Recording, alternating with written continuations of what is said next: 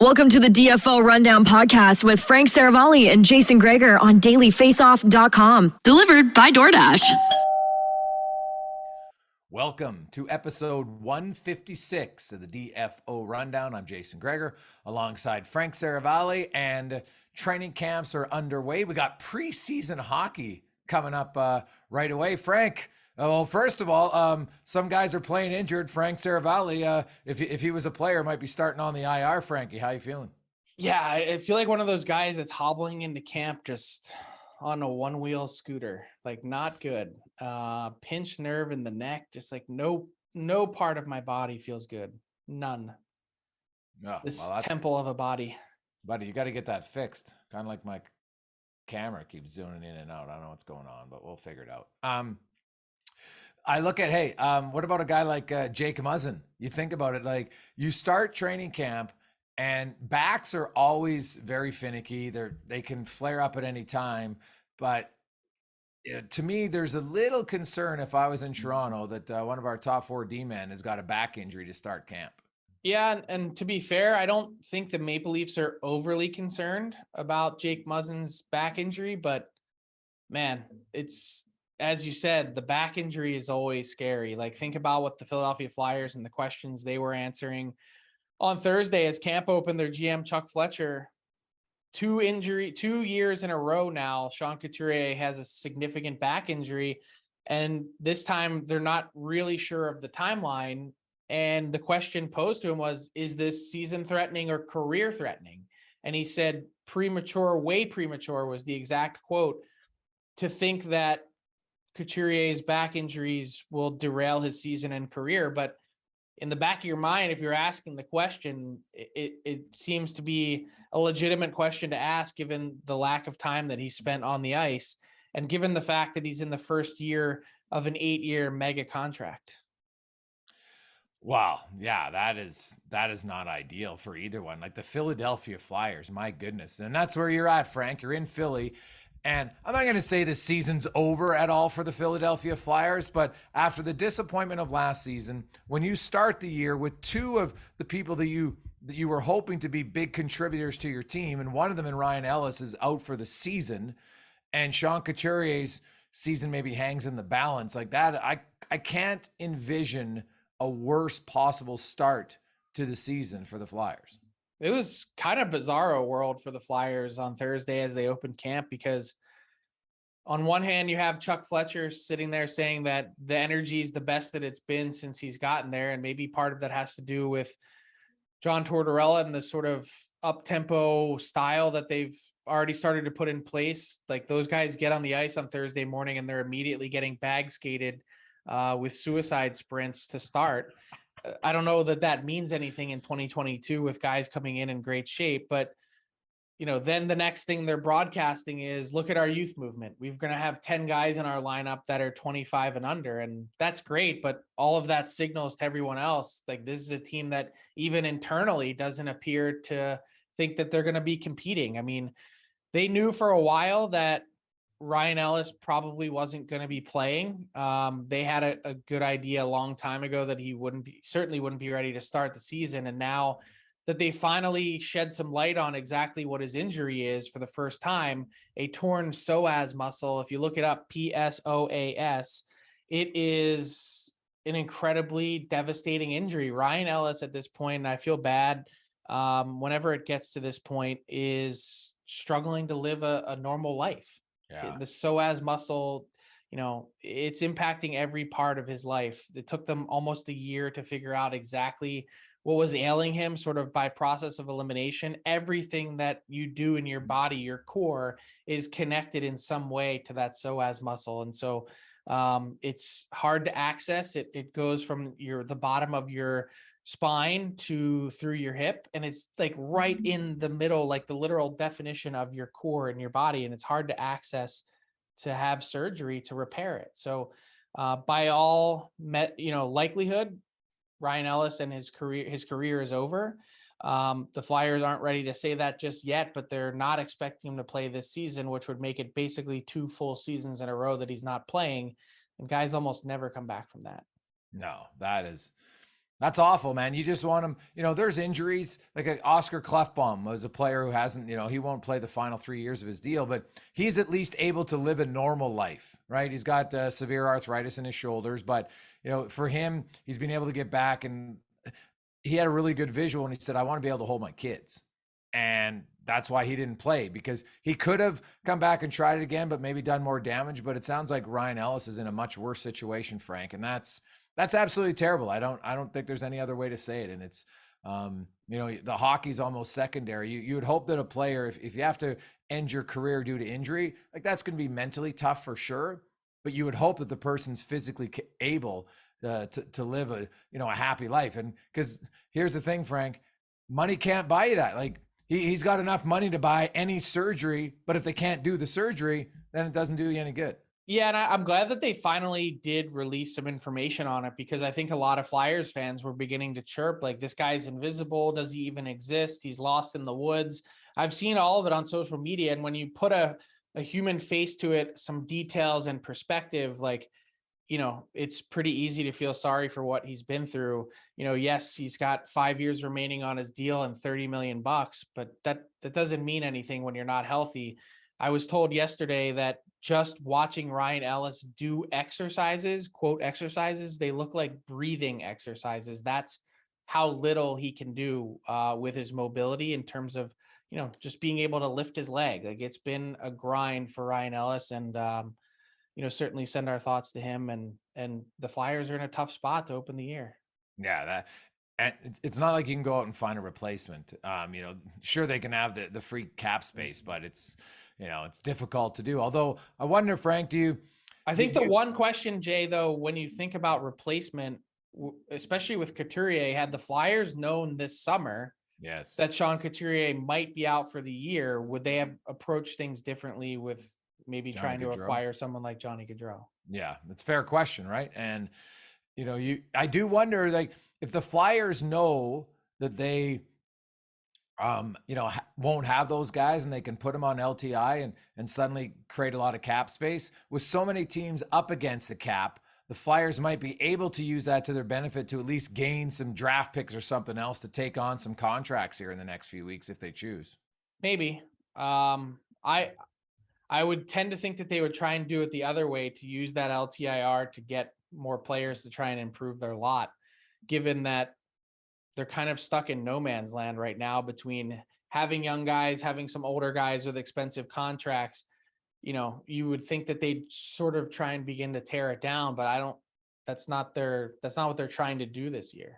No. Well, even I meant, because they have the $3 million, you might say to a team, hey, yeah, we'll take the player, and you're going to give us a pick to take the player because you need the cap space. Right. Yeah, I know there's a number of teams out there. The Chicago Blackhawks actually mentioned that this week. Like, hey, we're open to make trades. We'll take on your contracts. Like they've got tons of cap space. One thing, I was looking at the Hawks with their big boy contracts for Kane and Taves expiring this year.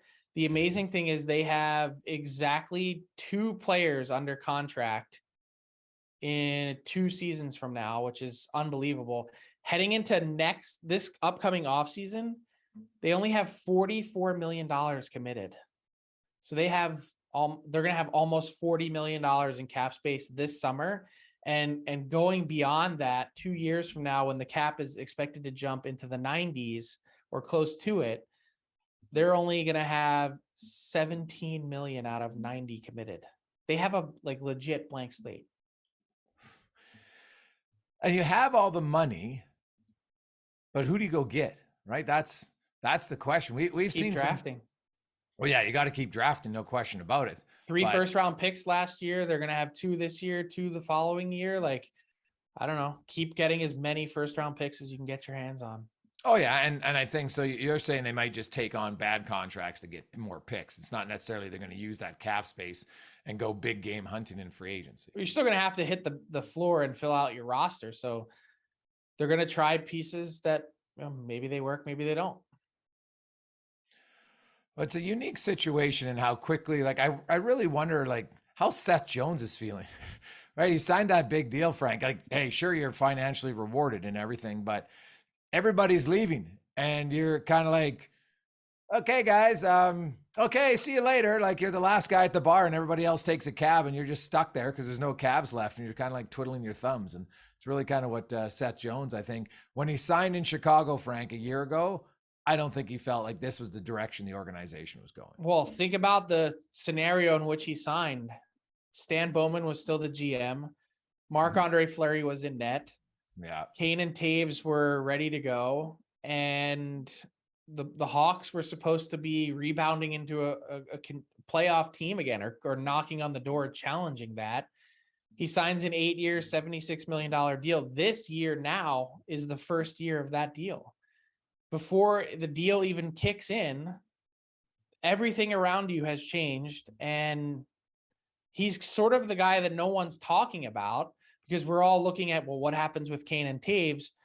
Seth Jones has the same agent, and no one has really talked about him nearly as much. And I think part of the reason for that is at $9.5 million, unless the Blackhawks are retaining salary, which of course they could, I don't think anyone's taking his contract at $9.5 million. Well, hey, if Chicago retains $2 million, all of a sudden it's a big deal. Now, it's also for 8 years where Kane and Taves are 1, right? That's it's much easier to trade one of those guys this season at the deadline, knowing their UFAs at the end of the season. The big one though is Patrick Kane. Like Jonathan Taves, I think is in a very different situation than Kane. Kane is still elite producer, and he's going to control where he wants to go. And I think, man, any team that gets Patrick Kane this season, Frank, we talk about in-season acquisitions, that's going to be a massive one. He is a gamer. He's a proven playoff performer. He's still producing at a very, very high level. He's a great distributor of the puck. I think he can play with almost anybody.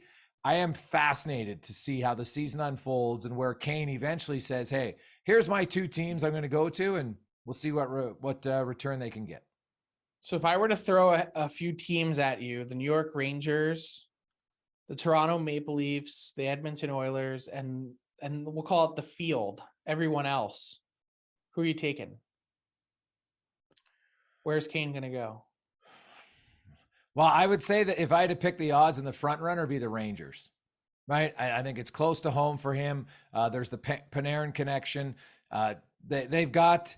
I think New York, like he goes from one major market to another major market. I think, he can handle it. Life in New York. Hey, you can be a big name player in New York, but still find areas to go and be quiet and not anybody really bug you. For a 1-year rental, like Toronto and Edmonton would be intriguing because, they both got some highly skilled players for Kane to play with, but I just don't know if I see Patrick Kane living in Canada full time. So to me, I think New York's the leader because I think they have the better chance of those 3 to re-sign him. Yeah, but what if it's not about re-signing and it's just a pure rental? That's the big question is he going somewhere because he wants to only move once and that's it? Or is this just about one chance to chase a cup for a 3-month run? Yeah, it's a good question, right? Like Jerome That's going to be the question, right? Yeah, I think. You think about guys like Jerome McGinley, right? When he left Calgary was one, he had a few options and, and then in the summer he switched teams again. So yeah, you don't know. It's honestly, Patrick Kane to me, as far as like, he's got to be number 1 on the trade bait board of Frank Seravalli all year long. I'd love to know who's going to be a bigger name available. I don't think it's, it's not possible. I don't think there's only a few players in that group that could possibly surpass him in terms of being available. And Patrick Kane did address the media to open up training camp on Thursday, essentially saying the same things that we've been reporting all summer, that nothing really ever got close. He was never approached with anything. He doesn't believe that there were ever any serious discussions between the Blackhawks and any other team. Kane, of course, holding all the cards and he can control where he goes. He basically told the Blackhawks, look, I'm not ready. And if something materializes over the next few months, that's fine. But let's see where the season goes. Let's see, how he feels. Let's see what he's thinking. So I think really the key for Patrick Kane is he wants to see which teams are really good and have a chance and see what teams, pop up into the conversation before he goes down that path. Oh, yeah. And understandably so. But you think about it, like Kane paired up with Draisaitl or McDavid or Austin Matthews, that would be a pretty good line, whichever one of those 3 centers. What does Lou Lamoriello always say? If you have time, use it. I mean, yeah. If you're Patrick Kane, You have time, use it. Yeah, there's no rush. All right, there's no. I don't know. Like I don't think Chicago surprised anybody this year. I could be wrong, but that would be a pick for me that I don't think is making the playoffs. Now, Frank, we always like the would you rather. So this one I have for you. For the next 3 seasons, or I guess we can even go 4 or 5.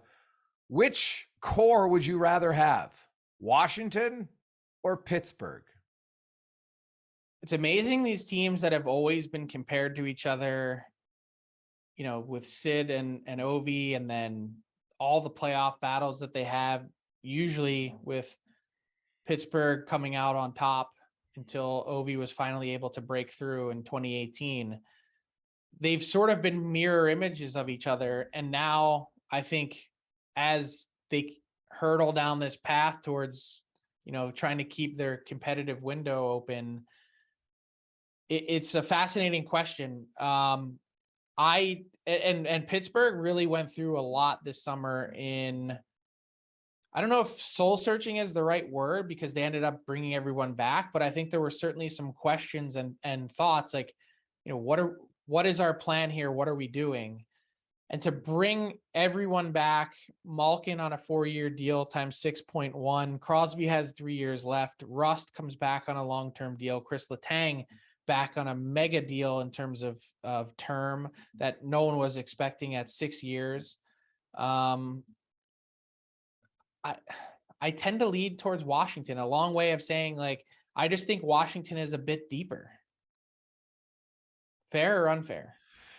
No, I can see that argument. The concern though with Washington is the health of Backstrom, right? That's a pretty big piece of your core. Now I know Evgeny Malkin rarely plays 82 games, but he'll usually play some. And even when he played last year, he's still a point a game player. And so for me, Chris Letang at his age last season still had one of the best years of his career. I don't love the length of his contract, but that's why we said over the next 3 or 4 years, because, then Washington's guys, their contracts are pretty much done. Carlson and Ovi are done.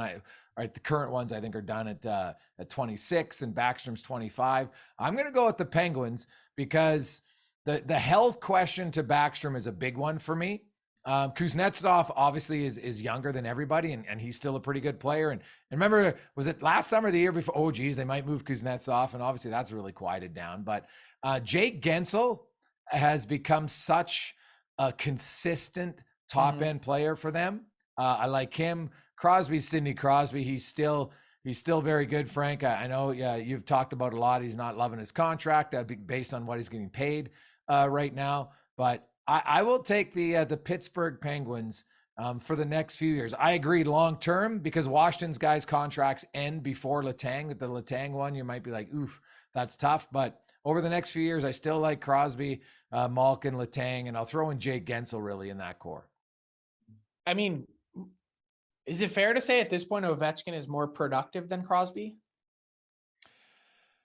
At least in terms of points? Goals, he's always been a better goal scorer. There's no question, right? I'm just trying to, if you isolate it down, like, so then you go, okay, Ovechkin, Crosby, who are you taking? And then it's like Malkin and Kuznetsov. At this point, I'm probably, even though Kuznetsov can be inconsistent, he's definitely on the ice more consistently. Yeah. I'm taking Kuznetsov, and obviously he's way younger. TJ Oshie or Gensel, you're probably taking Gensel. But then it's like Carlson or Letang. Like, does any player on the blue line consistently put up 70 points every season and get less fanfare than John Carlson? It's true. I mean, 3 of his last 4 years, and the only one that he didn't was because it was pandemic shortened. 70 points, 70, 75, 71. And then you've got the Tom Wilson. To me, that's what helps swing it. It's not even so much Backstrom. Yes, the injury is significant, but Tom Wilson is such an important piece coming off of this ACL injury. I don't know. I tend to lean towards Washington's group than Pittsburgh. That's a good argument. It's for the long haul, though, not for just this year. Yes, no, agree that. And that's why the question is, because for 1 year, it's a little bit easier. So it makes it a more fun debate to go a little bit longer term. So you've got the Caps. This will be a great one to revisit in a few years. And I'll say this about Crosby. Ovechkin's been like, he's such a big man, right? He stays healthier. And that definitely can be a factor. But when Sid was in the lineup last year, yeah, he had that slow start. He was injured, but after that, man, he was pretty good. So Malkin's you're fair on Kuznetsov that maybe he's not as consistent every game, but he's consistently more in the lineup. And the best ability is dependability. So that's a very fair point. I also like the Caps goalie situation better. Jari can be really good, but I think Kemper this year gives them a shot to really be a good team, I think. Yeah, if you look, like, I know Kemper in the playoffs, everyone's going to remember Darcy Kemper playoffs, but if you talk, he had legit vision issue problems stemming from that, the concussion. And so it was bugging him. He was getting eye tests every second day. And so for a goaltender in your eyes, like, I can't think of a position where it's going to impact you even more than that. But if you look at his regular season numbers, Frank, the guy has been ultra consistent, right? Like year after year after year. So you're valid on that. I would also just to point out, and in fairness to Pittsburgh, I definitely like their blue line way better. I know Carlson over Letang is an easy choice, and I do like Orlov as a player. I think Pittsburgh's defense core is massively improved this year. I think Petrie is going to have a big bounce back season. I just think they're in good shape. Hey, Jan Ruda is just a solid, underappreciated defender. He's not spectacular, but he can anchor your third pair. And sometimes I think a good third pair gets overlooked at how important it is for your team. And you bring in Jan Ruda, and I've always liked Brian Dumoulin as a defender. He's sneaky good. He knows how to defend. There's no question about that. Even the big thing is, can you get a shot in the arm from someone like Ty Smith, who clearly New Jersey was ready to move on from? But I spent a bit of time around Ty Smith at the World Juniors. Talented player. He needs to grow. He needs to grow into his game a bit. Oh, yeah. Well, Jeff Petrie is the big one for me. Obviously last year was kind of a train wreck for him. I'm curious to see how he bounces back.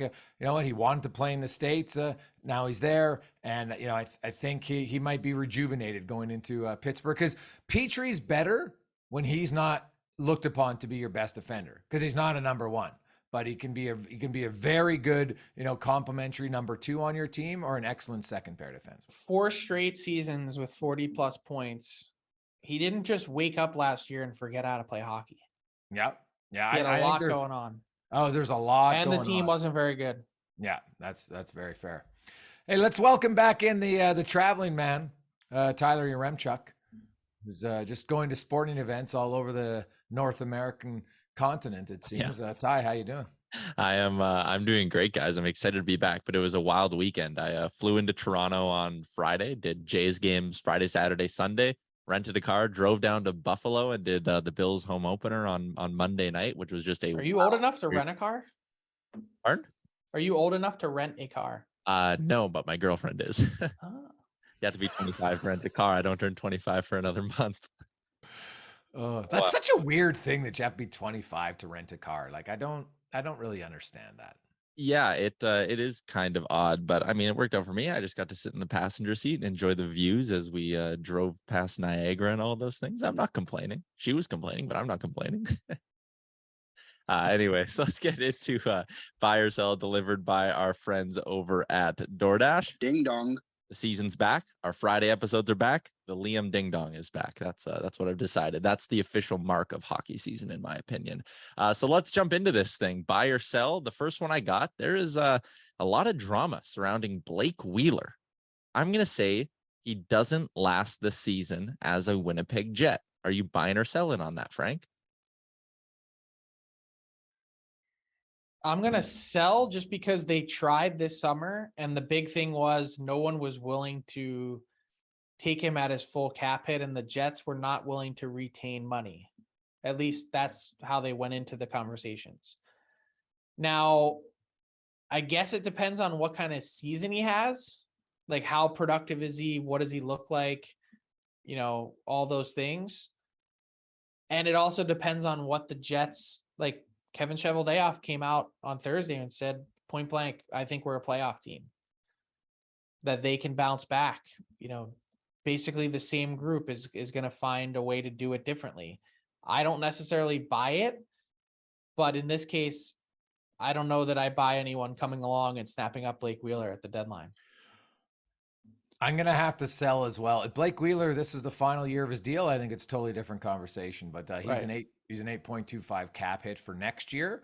And I do agree though with the Shovel Day. I think Winnipeg was one of the teams that was disappointing.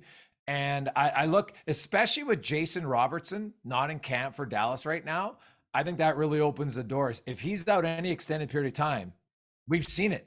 Even if he gets signed, Frank, it's tough to play catch up in the National Hockey League. And now he might produce well, and maybe he's the unicorn that can do it, but it's challenging for a lot of guys. If this stalemate lasts much longer, that's not good news for Dallas. So I think the Jets can at least get back in the conversation, and then if they are, then they're probably not in seller mode.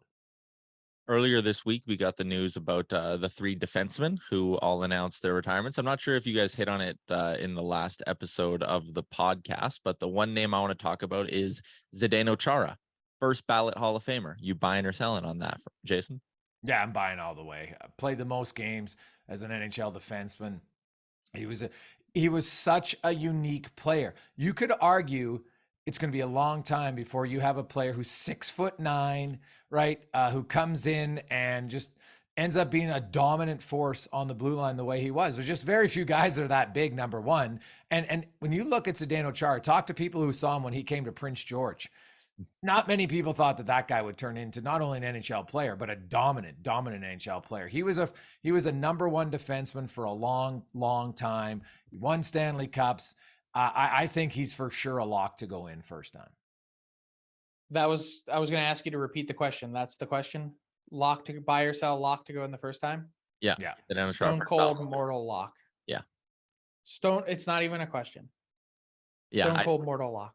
Figured we should talk about it. Didn't know another way to spin it. There's no way he doesn't go in on the first ballot. As a little bonus there, either of those other 2, Yandel and Subban, they're not getting in, right? Well, Subban has a way better shot than Yandel. Norris, yeah.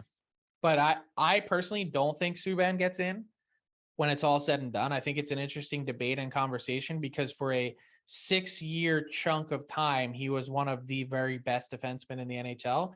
I just think it was too short a period of time. And I also think people sort of look at that Norris Trophy a little bit differently, that it occurred in a lockout shortened season of just 48 games. So his game to be out of the NHL at 33 and for your game to really have fallen off a cliff the last 5 years, I think that makes it a really difficult case for someone that doesn't have the longevity. Yeah, I think the only way you get into the Hall with an abbreviated career is when it's injury that costs you, right? Pavel Bure, Eric Lindros, Cam Neely, guys who are at the top of their game for long stretches and then injuries force them out. Subban was very good for a short period of time, but it was too short for a healthy player. And I think that ultimately is why he won't be in the Hall of Fame as a player. Talk to me in 20 years. He might be going into the broadcast Hall of Fame because I'd be stunned if PK Subban doesn't find himself a broadcasting gig in the future. He's expected to join ESPN, I'm told, as he was last season. I believe he was at the broadcast meetings this week. Yeah, it makes sense. Yeah, that makes a lot of sense. I'll say this: Keith Yandel.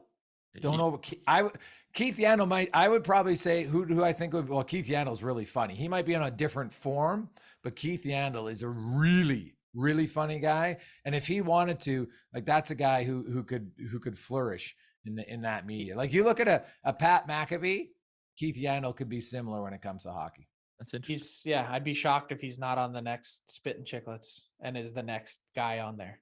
Didn't he announce his retirement on Spit and Chicklets? Yeah. Yes. Yeah. All right.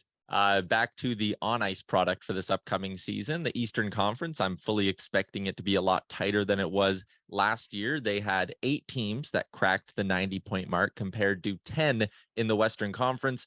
I'm going to say this year, the Eastern Conference does get to 10 90-point teams in the regular season. Frank, you buying or selling on that?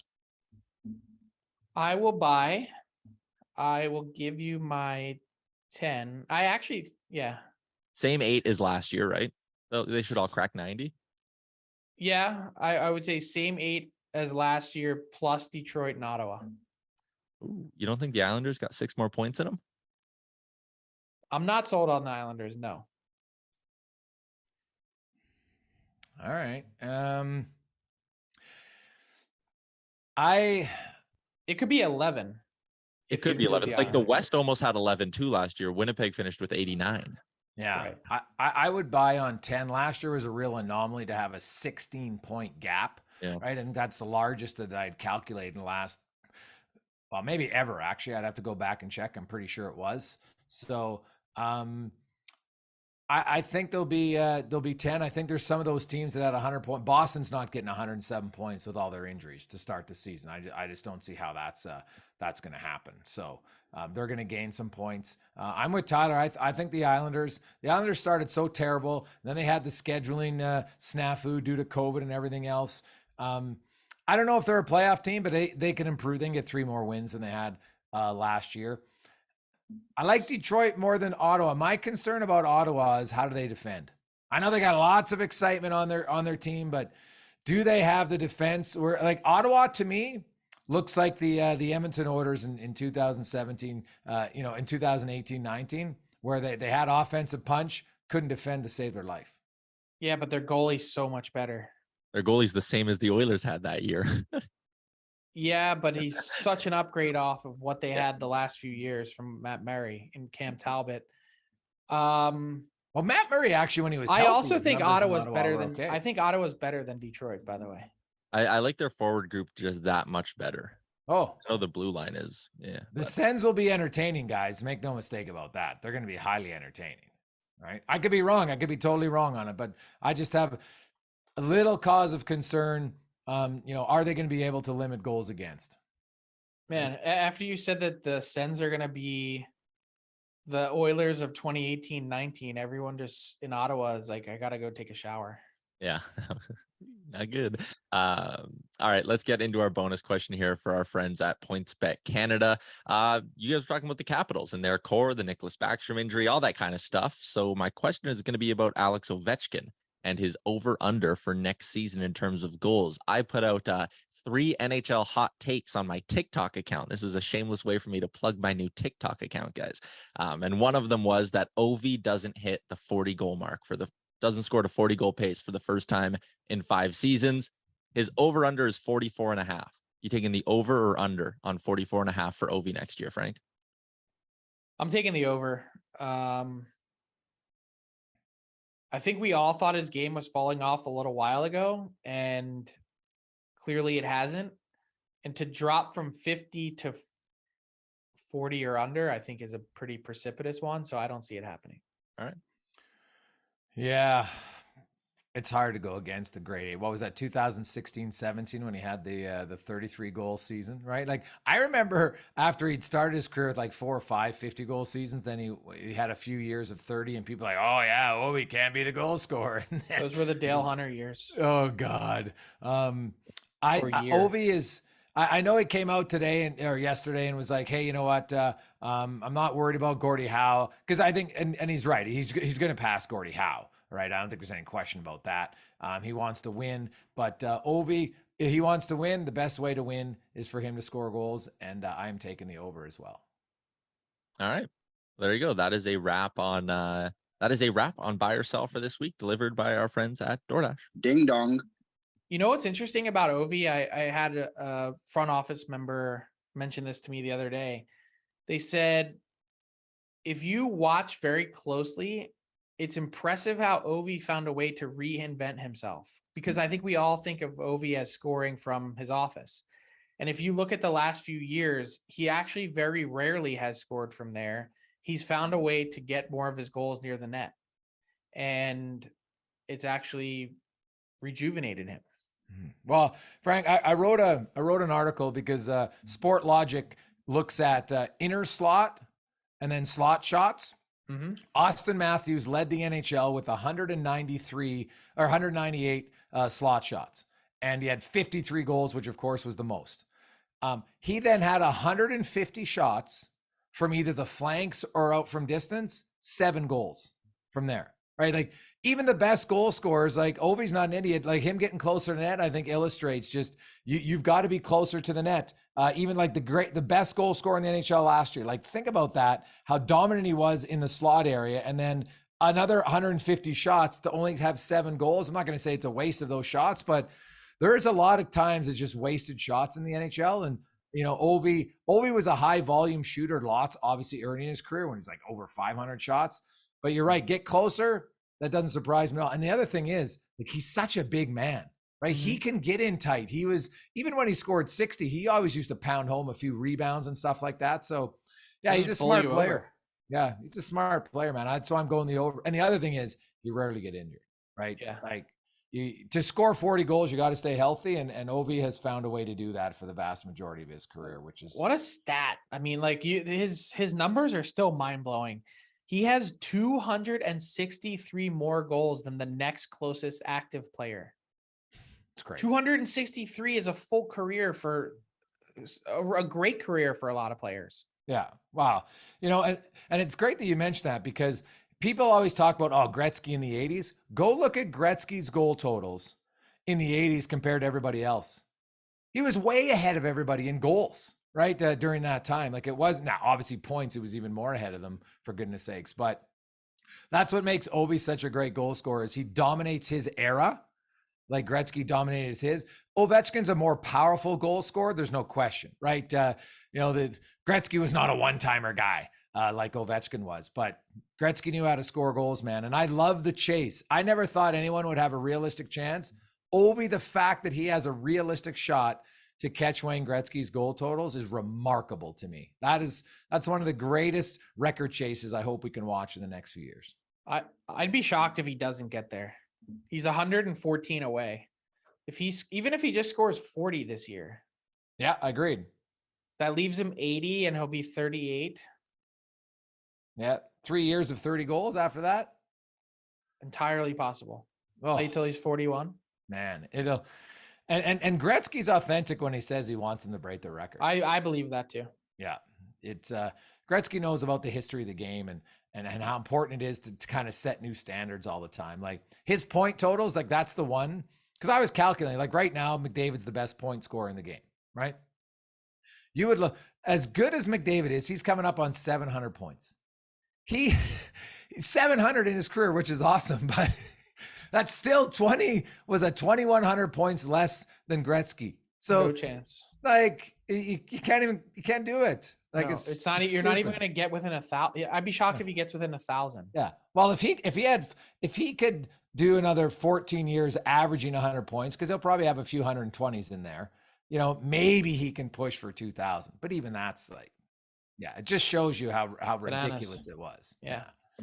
Ridiculous. Frankie, we will start our previews next week, and tease we got some good guests coming up next week on the pod. Yeah, we talked to we talked Central Division and the Colorado Avalanche with their new GM in Chris McFarland, who is promoted over the summer, a well-deserved promotion, and you'll really enjoy the conversation about his career and how he ended up there. And then we'll head over to the Atlantic and we'll talk to new Detroit Red Wings head coach, Derek Newsy Lalonde, which I love. The Red Wings Twitter account, as training camp opened, just had a picture of him and it just said Newsy. I love it. Yeah, I think people really like those interviews. So have a good weekend. We will actually have some preseason action starting this weekend to break down on Monday. So everybody enjoy the preseason hockey, and Frank and I will talk to you on Monday. Thanks for listening to the DFO Rundown with Saravalli and Gregor. Keep it locked on dailyfaceoff.com and subscribe wherever you get your podcasts from to never miss an episode. Delivered by DoorDash.